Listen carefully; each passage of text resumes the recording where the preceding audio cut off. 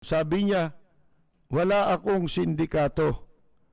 At siya'y nagbabala laban sa mga imbento raw na di umano'y katiwalian. Di ba pabago na naman? Iba na naman doon sa sinasabi niya. Corruption claims na nagsasangkot sa kanya sa mga corruption. Nagbabala siya na laban sa iniimbento, kasalanan daw yan laban sa kanya na siya ay isangkot sa corruption. Do not invent a sin. Kasi hindi naman talaga siya nag-imbento ng asin. Di ba? Nasa dagat yung asin mga kaibigan Because do not invent a sin against me, because I have painstakingly avoided being a corrupt. Mga kaibigan, yun ang sabi niya. Matagal po akong piskal. Yan. Matagal akong mayor. 23 years. Wala akong sindikato. Because that is what my father said to me. Parang kanta yun Parang ano yun Lemon Tree. My father was governor sa Davao. Yan. At siya raw ay nagpayo sa kanyang mga anak na maging maingat sa paggamit ng pondo ng ng mamamayan. Ang sabi raw niya, stay clean. Stay clean. 2 beses Yan ang sinasabi ko kay Inday, yung Davao City Mayor na matapos maging presidente tatay, nag-isip na presidentiable na siya. At Pulong, Deputy Speaker na si Paulo Duterte. Yun daw sinabi niya, stay clean. Huwag kayong pumasok. Sumobra. Especially si Pulong. Sa account siya ngayon. Sa House Committee. Wow. Mga kaibigan, sipin ninyo, pondo ng mga congressman ito. Be sure to account every money. To the last centavo. Para ang tao, walang masabi. Manggaling Duterte has earlier ordered the Department of Justice to extend its investigation on corruption to cover the entire government bureaucracy. Di ba dati ilang beses na siyang nagsabi na magre-resign niya ako, di ba? Kasi hindi na natatapos tong corruption sa gobyerno. Mga kaibigan. Pero sabi niya, di ba, I hate corruption. Ba't ang dami? Ngayon, kung totoo sinasabi niya, ano ba ibig sabihin nung wala siyang sindikato? Ano ba sa English yung sindikato? Di ba yun ay syndicate? Kahulugan ng syndicate. Nung tignan ko ang kahulugan pala niyan syndicate, a group of individuals or organizations combined to promote some common interest. Yun, mga kaibigan. Paanong nangyari na nagkaroon ng kaliwat ka ng corruption sa kanyang administrasyon, mga kaibigan, kung walang sindikato? Hindi ba? Bakit walang mag-iisip na walang sindikato? Kung ang kaliwat kanan, kahit saan ka tumingin, mayat maya, Hindi nga nalulutas. Ang masama pa, yung naatasang mag-imbestiga, kamukha ng PACC, sila itong ang lalakas ng loob. Mga kaibigan, yung palang pinag-usapan natin nung isang araw, na itong PACC commissioner na si Belica, yung Greco Belica, kaya pala galit na galit yung mga dumulog sa kanya para ireklamo yung mga magnanakaw sa duty free, di ba? Akalain ninyo, yung mga taong yung karaniwang empleyado ng duty free. Pagkatapos, nung dumulog sa kanyang tanggapan para igawa ng complaint, alam ba ninyo, siningil pala yun? Pinabayaran dun sa mga tao ng tigi 1,000 bawat isang pahina. Kopya lang ito ng reklamo. Bakit mo sisingilin? Government office kayo. Trabaho ninyo yun. Hindi ba? Bakit mo sisingilin yung mga magko-complain sa'yo? Di ang kapal po ng pagmumukha niyan, di ba, mga kaibigan?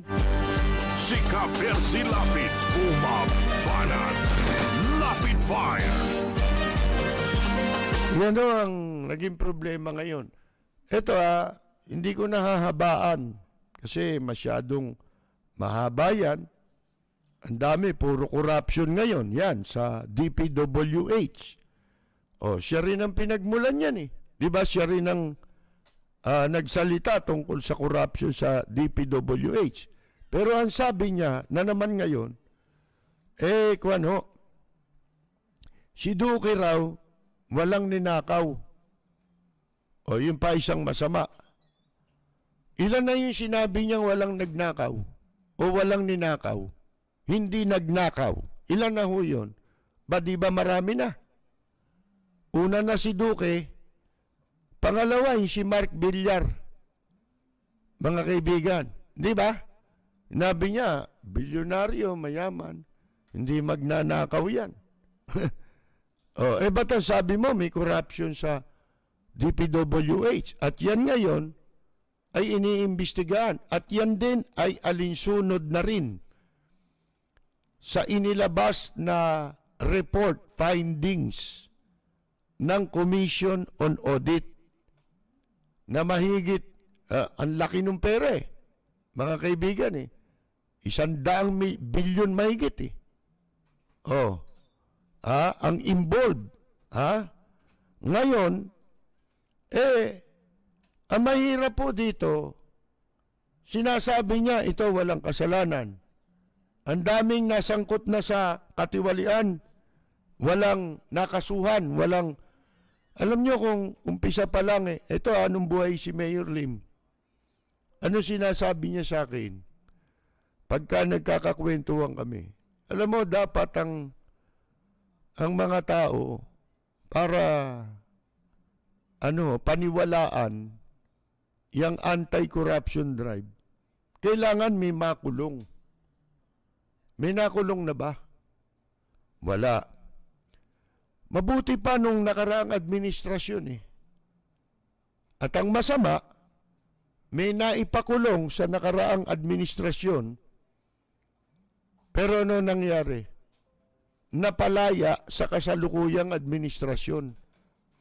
Mga kaibigan, anong corruption ang paimbestigahan ninyo? Wala nang credibility yung corruption drive. Lahat ng kampanyang ginawa ng gobyerno, wala nang credibility yan Sabi nga, para paniwalaan ka, kailangan may makita. Di ba? May kasabihan nga, di ba? To see is to believe. Di ba? O kaya the proof of the pudding is in the eating. Yan mga kasabihan Pero pinakamadaling intindihin yung to see is to believe. Di ba? Kaya sinasabi sa akin ni Mayor Lim, madalas, alam mo niya, yung corruption, para katakutan niyang programa, yung kampanya, kailangan makapagpakulong ka. Oh, mga kaibigan. Yan laging sinasabi ni Mayor Lim sa akin eh. Tuwing kami magkakausap. Kasi kwentuhan eh. Madalas naming napagkukwentuhan yung mga corruption, mga kung ano-ano, mga mali na nakikita sa gobyerno. Siyempre, hinihingi natin ang kanyang pananaw. Di ba? Kasi si Lim, bukod sa abogado, napakatagal naging pulis niyan. Tsaka, ang credibility ni Lim hindi matatawaran, mga kaibigan. Sa kanyang mahabang panunungkulan sa gobyerno. Katunayan, wala siyang naging kasong korupsyon. Sa haba ng kanyang panunungkulan sa pamahalaan, ni isa wala siya naging kaso o may nag-complain laban sa kanya ng korupsyon. Merong kwento, di ba? Pero yung kwento, iba yun eh. Alam niyo naman, politika yun, di ba? Pagka po politikain ka, hanggang kwento lang yun. Pero yung to prove is another thing. Di ba? To accuse is one thing and to prove is another thing. Di ba, mga kaibigan? Walang preno kung bumatikos. Malalim at makatwirang komentaryo. Mag-ingat ang mga politikong gumagawa ng kalokohan at baka kayo ay tamaan ng Lapid Fire! Bueno, mga kaibigan, yun ang tingin natin. Wala na maniniwala dito. Mega task force.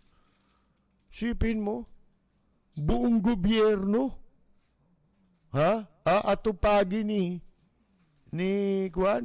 Secretary Guevara, magagawa mo yan. Nung unang upo sila, tanda ko pa mga sinasabi natin kapag kami tinatalakay tayo, naalala pa rin natin. 4 na taon na nakalipas. Ano sinasabi natin? Halimbawa, may korte. Yan, katulad ng Supreme Court. Yung Supreme Court, yung talagang matino na uupo dyan, alam mong, laganap na rin ang corruption sa judiciary, di ba? Kung ikaw, Chief Justice of the Supreme Court ka, gusto mong, ang daming sinasabi, re-reformahin daw yung judiciary, di ba? Yung mga nauupo na Chief Justice. Hindi ako naniniwala Bakit? Unang-una, ilang buwan lang mauupo di ba? At saka yung walang totohanang sinabi. Ano dapat na totoong sasabihin? Ganito. Para malinis mo ang judiciary, magtayo kayo kako ng isang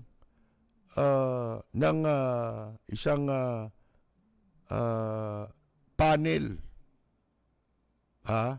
na mag-i-evaluate sa lahat ng kaso na hinawakan ng mga judge para makita mo sa mga naging decision nila kung sino ang mga corrupt dyan. Hindi ba? Doon mo makikita gaano karami inabsuelto nitong kawalang yan. Di ba? Na duda ka sa mga desisyon. Paano mo malalaman yun? Pag pinaimbintaryo mo mga kaso, lalo na nung naniniwala pa tayo sa kampanya ng droga, malalaman natin dyan kung ang judge, fiscal, corrupt Pag in-evaluate mo yung mga hinawakan nilang kaso, evaluation ang kailangan dyan. Mga kaibigan, inventory sa mga kaso na kanilang hinawakan at nadesisyonan. Walang preno kung bumatikos. malalim at makatwirang komentaryo. Mag-ingat ang mga politikong gumagawa ng kalokohan at baka kayo ay tamaan ng Lapid Fire! Yun ang hirap dito pagka nauna yung pagdakila mo eh. Ha? O, di ba? Yun yung tinutukoy natin kaya nadadala na akong. Kaya ako, pagka may magandang nagawa ngayon ng isang public official, nire-reserva ko muna ang paghanga ko. Tsaka ako na lang pakakawalan pagka may mga sumunod na issue kung paano niya i-handle. Ha? Kung magiging makatarungan siya, baka nakatsamba lang ito eh. Di ba? Yun ang mahirap eh. Para sa Maynila, natsambahan lang tayo dyan eh. Oo. Di ba sa Divisoria? Oh, ano kasunod? Dolomite. Mga kaibigan, pagwasak sa kalikasan. Sipin ninyo yan. Bagay eh. Tsaka na natin isali ang Maynila kasi nagdadalamhati itong alkalde, si Yorme. Pumanaw yung kanyang ina, di ba? At tayo, nakikiramay kahit di natin kilala. Di ba? Pilipino tayo, di makiramay tayo. Di ba? Hindi naman tayo kamukha nun si Sino ba yun? Ha? Yung yung nagsalita laban dun sa sa namatayan ng anak na bilanggo na babae. Sino nga yun? Si Pialago, di ba? Naku, hindi tayo tutulad dyan, mga kaibigan. Tsaka ugali sa tundo yan eh. Basta may namamatay, ang mga tao ron marunong makiramay. Ewan ko lang ngayon kung ganun pa rin, mga kaibigan. Pero nung ako nandyan, ganyan kami. Nabubuhay si Victor Lopez eh. Pagka wala nga tao sa nakita niya, nabalitaan niya, may namatay doon. Marami bang tao? Wala napakahirap nung kalagayan nung pamilya. Wala Yung bahay, hindi matatawag na bahay. Ganun ba? Papupuntahan na ako niyan. Sabihan mo na si kaibigan ako nun gusto kong kasama nun puntahan nyo nga si Persianya. At sabihin nyo may pupuntahan tayong Patay mamayang gabi. Pagdating namin sa Patay, nandun na yung combo. Ganun sa sa Tondo masaya ang Patay dyan May kantahan dyan, mga kaibigan. Sa iba ayaw nila yun, di ba? Pero sa Tondo ganyan talaga, may mga kumakanta, may tumutugtog. Ngayon nandun na yung combo. Nandun na rin ang pagkain, tsaka mga serbesa. Naku, daming serbesa, mga kaibigan. Pagdating namin, din dami ng tao. Marami na nakikiramay doon sa Patay. Dahil nakikiinom na. Tsaka nakikikain na. Isa lang ang sinasabi ni Victor Lopez, hindi naman umiinom yun Kami hindi kami umiinom Pareho sabi niya isa lang ang hinihiling ko sa inyo ayoko ng gulo kasi barangay chairman yun Pero kahit hindi niya taga-barangay, hindi niya sakop na barangay, basta may patay, nandun si Victor Lopez, mga kaibigan. Lalo na, ang namatay yung talagang walang-wala. Siyempre, pag dumami tao, pwede na silang kumita ng konti sa sakla, di ba? Magpapasakla na ron. Di may pampalibing na yung namatayan. Bukod pa siyempre sa konting abuloy, di ba? Mabait yun si Victor mga kaibigan Victor Lopez alam nyo, yung mga mababay talagang yun kinukuha ka agad ni Lord di ba? Isang araw naman nagpagupit ako, walang tao. Makwento ko lang sa inyo dito sa barberya. Kalahin mo dadalawa yung barbero. Natutulog pa nung dumating ako Oh, sabi ko nakailang customer na ba kayo? Wala Ikaw ang una niya anong oras na yun? Tanghali. Mga kaibigan, 12:00. Oh, sabi ko, malaki ko, itong barberya, kailangan makabangon kayo. Matatagalan di ba? Makarecover, ang tagal nyong walang kita.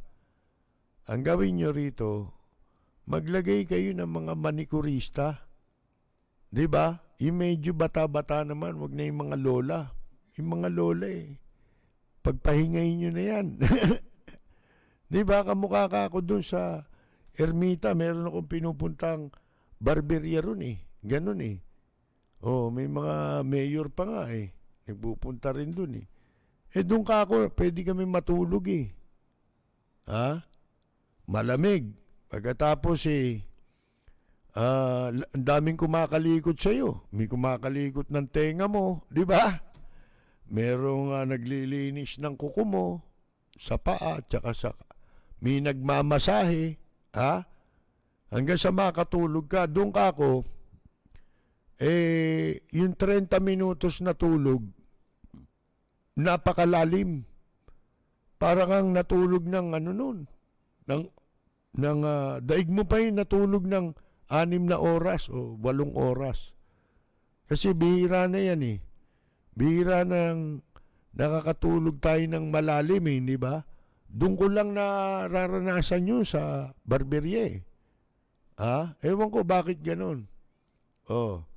Tsaka kako, nakita mo yung punerarya. Yung mga punerarya, may panalangin yan. Ha? Ano ba? Funeral parlors prayer. Meron sila nun. Ano prayer niyan? Lord, kunin mo na po sila. Di ba? Para may negosyo. Oh.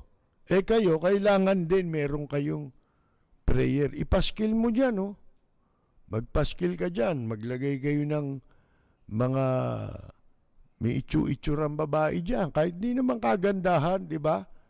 Oh, yun lang. Siyempre, iba ang dating nun di ba? Oh, ngayon, magpaskil ka dyan. Sila pinananalangin nila, mamatay na Yung maraming mamatay para maraming kabaong ang maibenta nila. Kayo naman, ipagdasal nyo naman, gumawa kayo ng barber's prayer. Sana walang makalbo. Di ba? Kung walang makakalbo, mayat maya, meron kayong customer. Di ba? Abay, kailangan maging ano ka ngayon. Creative ka ngayon. Di ba? Pagka hindi ka naging creative ngayon, mapakahirap bumangon.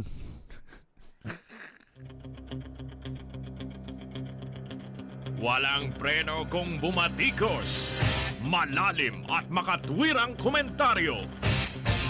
Mag-ingat ang mga politikong gumagawa ng kalokohan at baka kayo ay tamaan ng Lapid Fire!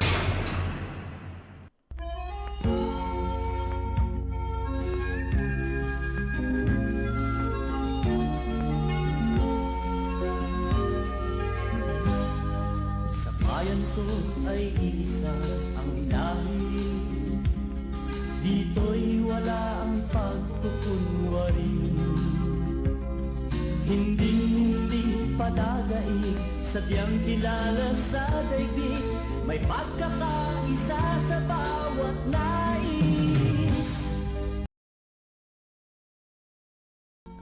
Magandang Yumaga, Vince Dizon. Ang bayan ko'y punong-puno ng yaman. Bakit ito'y kailangan pang iwanan? Hindi nga ba't anong sarap mabuhay ng buong ganap? Sa bayan mo, sumapit ng yaong wakas. Dito sa bayan ko, lahat kami pantay-pantay. Walang nang-aapit, ang pag-ibig ay tulay. Dito sa